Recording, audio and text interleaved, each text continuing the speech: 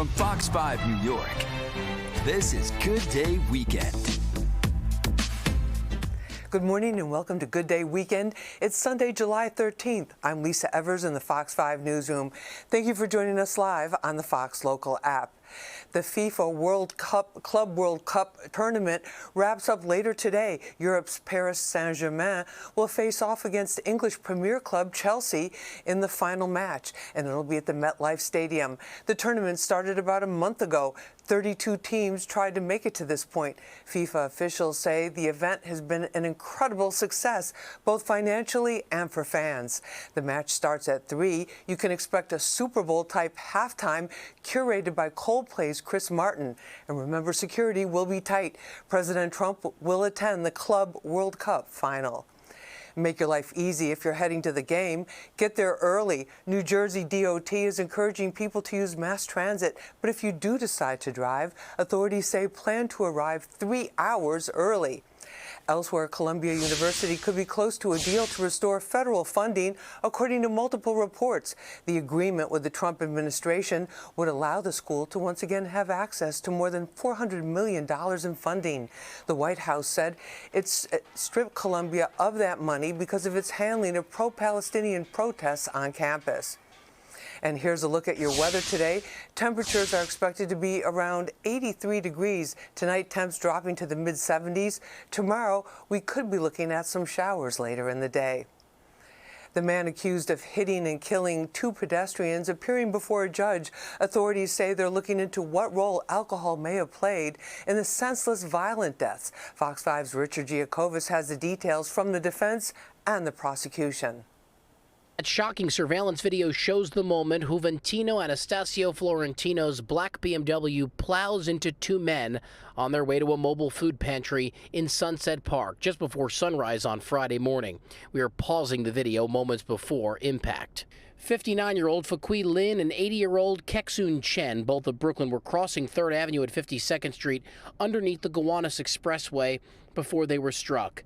Florentino, seen here at his perp walk yesterday, has been charged with 2 counts of manslaughter, criminally negligent homicide, and reckless driving. An official indictment from the Brooklyn District Attorney is expected next week. In court today, the assistant DA claimed that Florentino blew a .06 in a breathalyzer test administered by cops at his Staten Island home hours after that crash. Investigators found his mangled-up Beamer in his driveway late Friday morning.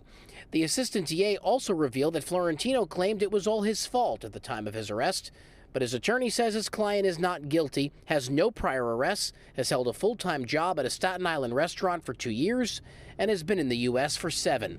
But despite all of that, the judge today says Florentino is a flight risk and needs to post bail if he wants to fight the impending charges outside of his prison cell. But his attorney says the 23-year-old does not have the means to do so. The assistant district attorney reiterating today that Florentino blew through that red light and threw pieces of his car left at the scene and license plate readers, they were able to track the vehicle down and make that arrest. No additional charges were revealed in court today, and Florentino's attorney believes that his client will not face any drunk driving charges, at least for now. He's due back in court on Thursday. We're at Kings County Criminal Court in downtown Brooklyn. Richard Giacobas, Fox 5 News. And developing news from Westchester, police are looking for the suspects after a violent home robbery in New Rochelle. Fox 5's Duarte Geraldino has more on the possible connection between the victims and suspects and what police believe they say they got away with. A woman who lives near the invaded home says she woke up to chaos outside of her house on Kewanee Road early Saturday morning. Loud screech. You heard, a little bustling, I guess, and then you heard the fire department came out. It was crazy. And then I see people kind of walking around. That's when I knew something definitely was up. I went to make sure my doors were locked. Police say the home invasion happened around 1:25 a.m. New Rochelle police say that victim was a 25-year-old man. As soon as he got home, the suspects got him. They pistol whipped him, according to police, and then literally took $75,000 worth of jewelry off of his body.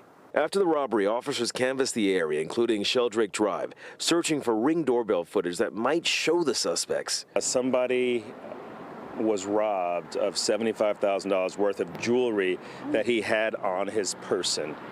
Oh my gosh. And they so somebody knew that he had that. Police believe this was a targeted robbery, not a random crime, but it's still putting neighbors on edge in this quiet, upscale part of New Rochelle. I'm actually going to call my company. We're going to get another camera installed right here and another few motion sensors on our windows just to be extra safe. The victim was treated for non-life-threatening injuries. The suspects, they're still on the run. In New Rochelle, Duarte Geraldino, Fox 5 News. If you think kids today aren't as healthy as they were just 15 years ago, you're not wrong. Surprising new research reveals children today are more likely to have chronic conditions, including obesity. Fox 5's Jessica Formoso has the story. When I was a pediatric resident about 20 years ago, it was really rare to see a kid with a chronic condition. But that has all changed. Dr. Christopher Forrest, professor of pediatrics at Children's Hospital Philadelphia, is one of the authors of the new study published in JAMA that found the health of U.S. children has deteriorated over the past 17 years. And now almost 1 in 2 kids have a chronic condition. If you were born in this country as a child, you're 80% more likely to die than if you're born in 18 other high-income nations in Europe. It is concerning to me, yes. I do think there are a lot of environmental, external influences as well as home. The study found a child in the U.S. was 15 to 20% more likely to have a chronic condition in 2023 than back in 2007. In particular, depression, anxiety, obesity, and even sleep apnea. We saw that girls were going through puberty earlier.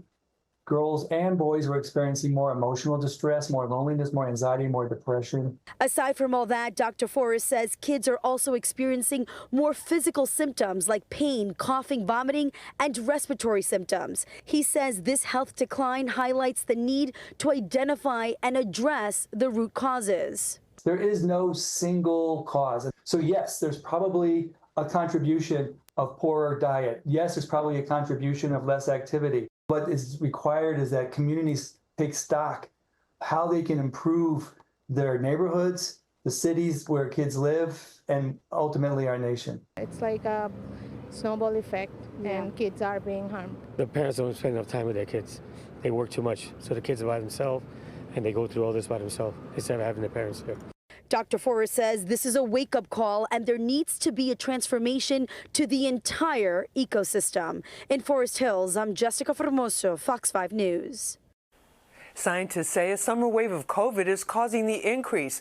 The largest rates are in the Pacific Northwest, Southeast, Southern, and West Coast states. New variants have also come to America after surging in other countries. The agency considers COVID-19 activity as low based on water or wastewater sampling, although that is up from very low to a week ago low.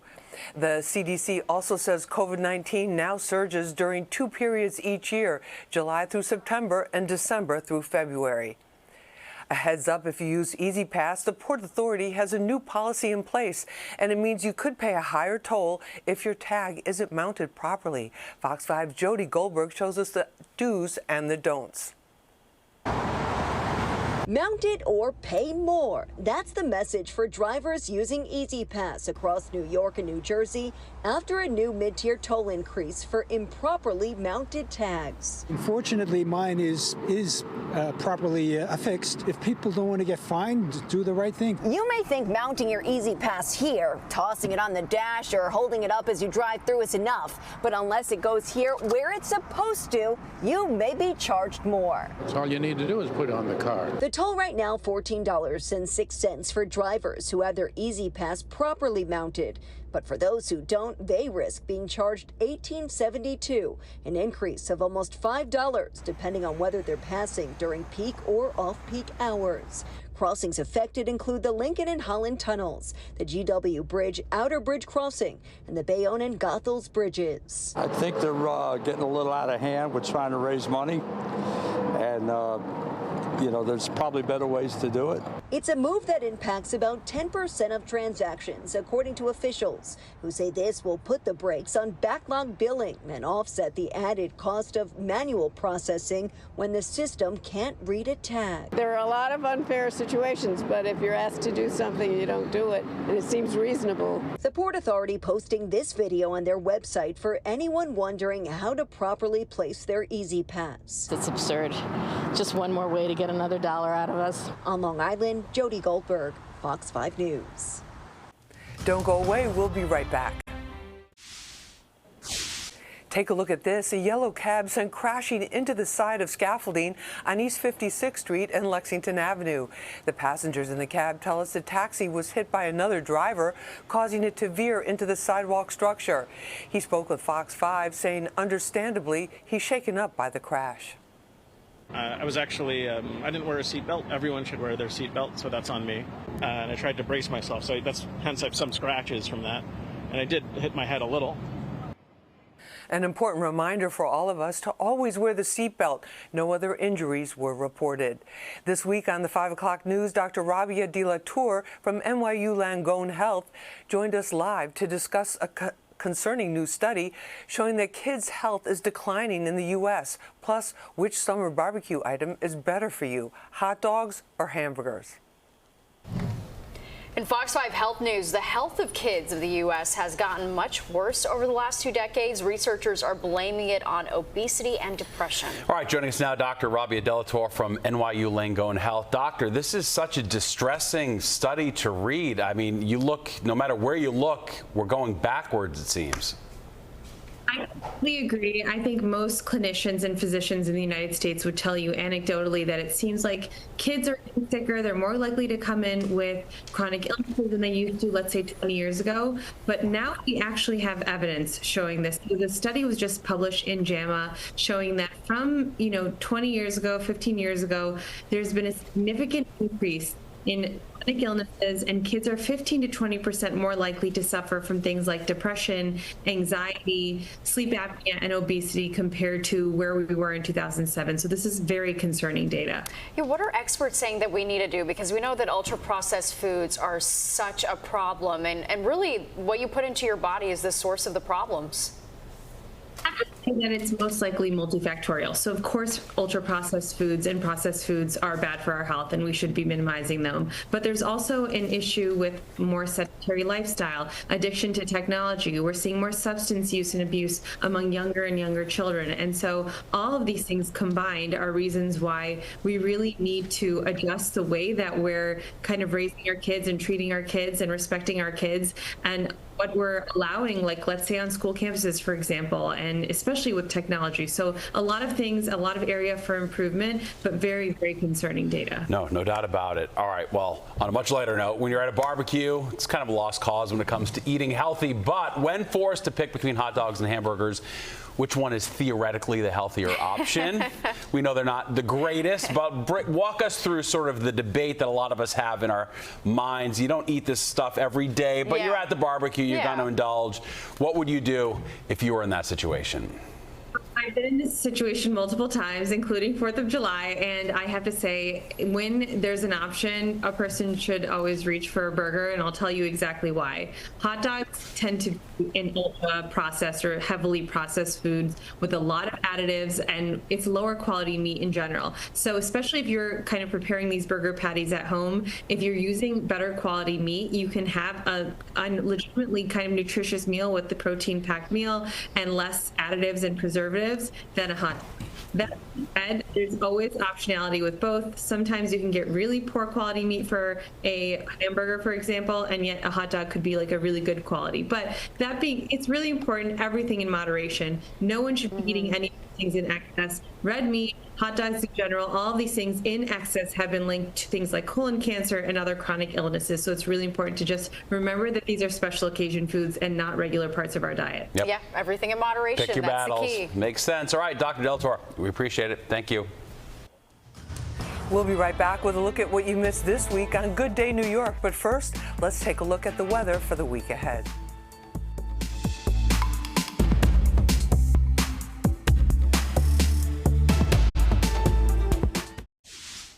A pull-in-one in Times Square this weekend. The famous New Year's Eve ball transformed. It is now the Happy Gilmore 2 golf ball from the 12-foot sphere. It will sit high above One Times Square from now until July 22nd. Times Square was also flooded today with all sorts of ads and images of the upcoming movie Happy Gilmore 2 drops on Netflix Friday, July 25th. There are tons of places to check out around the city if you're looking for some easy fun for the whole family, including at the Bronx Zoo. Good Day's Crystal Young gives us a look at all there is to see and experience. I mean, I couldn't come here and just stay in one place. So World of Darkness will have a whole ribbon cutting. That is going to be fantastic. Lots of nocturnal animals. But right now, we are hanging out with the gazelles. Gazelles are antelopes. They are the fourth fastest land animal. When they're in Africa in their natural habitat, they hang out in herds of about 200,000. Guess who knows all about Thompson's gazelle? Now, Thompson's gazelle, let's tell people where the name comes from, because I'm like, wait, why they call Thompson's gazelle, and then for short, they're called Tommies, but an explorer named Joseph Thompson? Joseph Thompson, 19th century explorer through Africa, and that's who they are named after. That's why they are Thompson's gazelle. Got you. Okay. So tell me some traits of the gazelle. They seem very sort of like light on their feet. I love the way they almost float along when they run. They are a very fast species. They're a grazing species. They're found in grasslands of Africa. Okay. But they are definitely ready to run at any moment. Their biggest predator is cheetah, which is obviously a very fast animal. Oh, wow. Thompson gazelles are also very fast. So they're always ready to take off if they need to. That's just an adaptation to predators that are in their environment. That's interesting. So they're so chill now, but if they feel like something is around them, that's a threat, they're like, we're out. And they go off as a herd. They stay together in a herd. There's more protection in a herd environment, more awareness of predators around them. But if they are startled or if they feel threatened, they can run 45, 50 miles an hour. So they can really move. Okay. And I also love that they are tougher than they look. Like, they seem like these sweet animals, but they fight for mates and they fight for food, and they're fighters. Well, they have the horns. The males have longer horns than the females. But yes, they will spar. Males will spar with each other. And this is how they attract females. The strongest male usually gets the chance to breed with females, but this is what they do. Even the females, they do have small horns as well. Okay, that's right. Don't count out the ladies. Okay, so World of Darkness, that ribbon cutting is coming up. Yes. It is a dark environment with animals like what? Like give us an idea of what would be inside. So there's a lot of nocturnal primate species. When you think of dark animals or animals in the night, you're going to think of bats, and there's 3 bat species, but there's broad-snouted caiman, which is a crocodilian species, mole rats. There's a lot of different diversity of species in there. Okay. I love it. Okay, so World of Darkness is coming up, and let me point out that everyone loves a freebie, including me, and the Bronx Zoo is free on Wednesdays. All day. Doesn't matter if you're little, if you're tall, if you're grandma, grandpa, free on Wednesdays. Don't forget it. We'll be right back with a look at what you missed this week on Good Night, New York. And here's a look at your weather today. Temperatures are expected to be around 83 degrees. Tonight, temps dropping to the mid-70s. Tomorrow, we could be looking at some showers later in the day. Downtown, Crystal and DJ Ryan were manning the ones and twos, that's the turntable, slang for turntables, on Good Night New York earlier this week, and they were joined by the twin sisters from Astoria, Queens, that make up Nina Sky, Nicole and Natalie Albino. And they joined the gang to talk about their hit, Move Your Body, from 2004.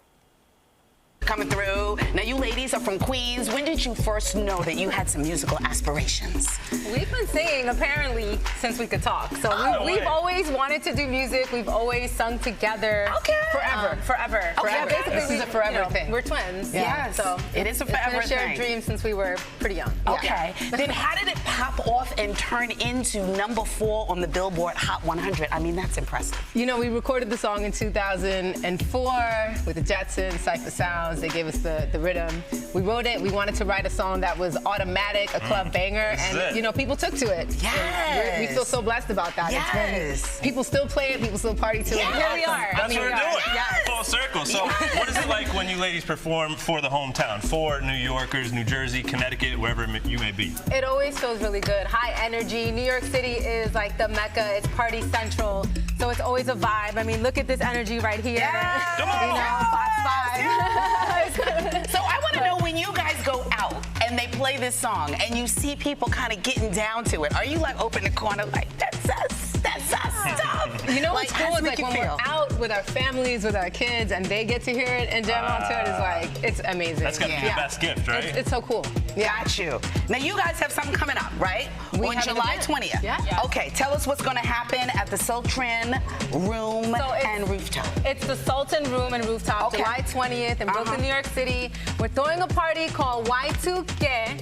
Like Y2K. I get it. It is a 2000s party banger.